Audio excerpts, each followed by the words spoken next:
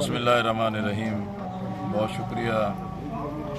देखें, मुल्क में सियासी अदम इस्तेहकाम है, जिसकी वजह से माशी तबाही है, पूरी कौमी इबादत को बड़ा नुकसान पहुँच गया है। और इसका इलाज यही है कि इलेक्शन होना चाहिए और इंतखाबात ही सियासी इस्तेहकाम का ज़रिया है। लेकिन एस्टैब्लिशमेंट ने, रियासत ने देख लिया है, कभी भुट्टो की सरपरस्ती की गई, कभी नवाज़ शरीफ की सरपरस्ती की गई, कभी इमरान खान की सरपरस्ती की गई। फिर जब ये तीनों दिमाग से, जहन से, पसंदीदगी से उतर गए तो भुट्टो को भी एक अंजाम से दो चार किया, नवाज़ शरीफ का भी इक़्तिदार का ख़ात्मा हुआ, आज इमरान खान भी उसी सूरत हाल से दो चार।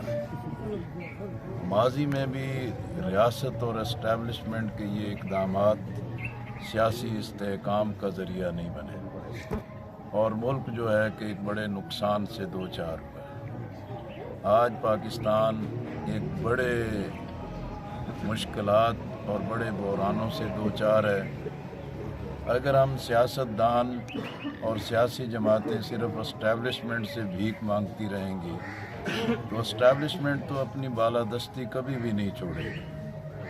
हम इमरान खान साहब से भी, नवाज़ शरीफ से भी, बेनज़ीर मरहूमा से भी और कौमी क़यादत से बार बार ये बात कहते रहे हैं कि सियासी क़यादत मिल बैठे, कौमी क़यादत मिल बैठे, कौमी तरजीहात पर इत्तफ़ाक़ राय करे, आइन की हिफाजत के लिए, जमहूरियत की हिफाजत के लिए, साफ शफाफ इंतखाबात के लिए, अदल व इंसाफ के लिए और पाकिस्तान को बहरानों से निकालने के लिए, गरीब आवाम के दुख दर्द को महसूस करके हालात को ठीक करने के लिए कौमी सियासी क़यादत अपना किरदार अदा करे। लेकिन अलमिया है कि जब जो कोई कुर्सी पे बैठता है तो वो समझता है कि बस वही हक पर है, दूसरे सब उसके दुश्मन हैं। और जब वो कुर्सी पर मौजूद होता है, उसकी ज़बान, उसका सलीका, उसका अतवार, उसका सलूक हर एक की पगड़ी उछालता है और इसी से ही एस्टैब्लिशमेंट फ़ायदा उठाती है। तो हम समझते हैं कि साफ शफाफ इंतखाबात होने चाहिए,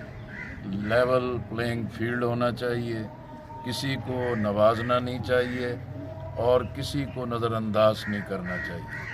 हर एक का जो आइनी, सियासी, जमहूरी हक है उसके मुताबिक उसे इंतखाबात में हिस्सा लेने का मौका मिलना चाहिए। उसी का नतीजा था कि 9 मई का जो वाक़या जो है उसने पूरी सियासत को हिला के रख दिया।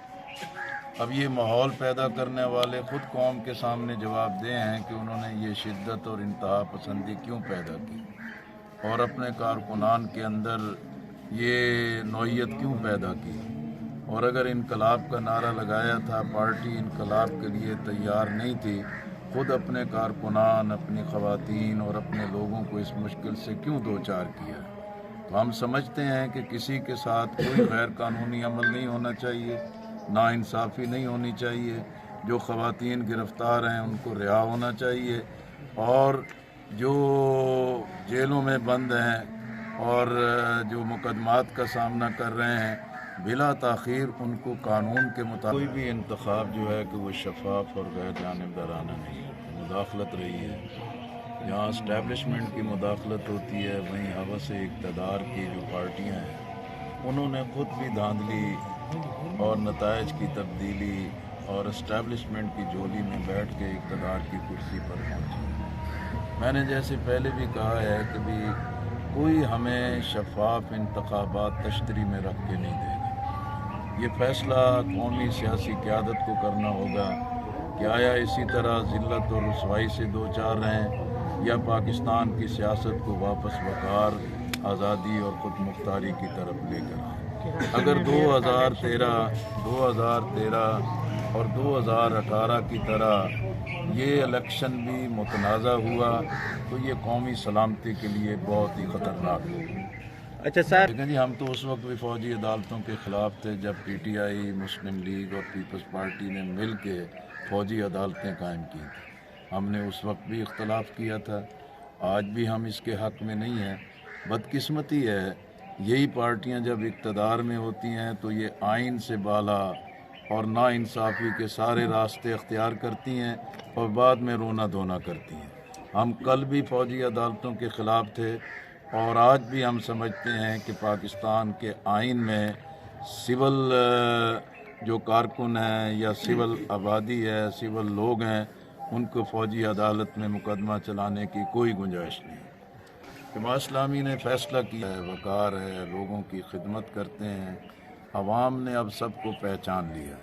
जमात इस्लामी तराजू निशान पे अपने इस्लामी फलाही इनकलाबी मंशूर पे और अपने कारकुनान की जद्दोजहद की बुनियाद पर हम किसी इत्तेहाद के बग़ैर जमात इस्लामी के तराजू निशान पर हिस्सा लेंगे, वो चाहे KP हो, पंजाब हो, सिंध हो या बलूचिस्तान हो। जमात इस्लामी अपनी बुनियाद पर इंतखाबात में हिस्सा लेगी। अच्छा, बहुत सारे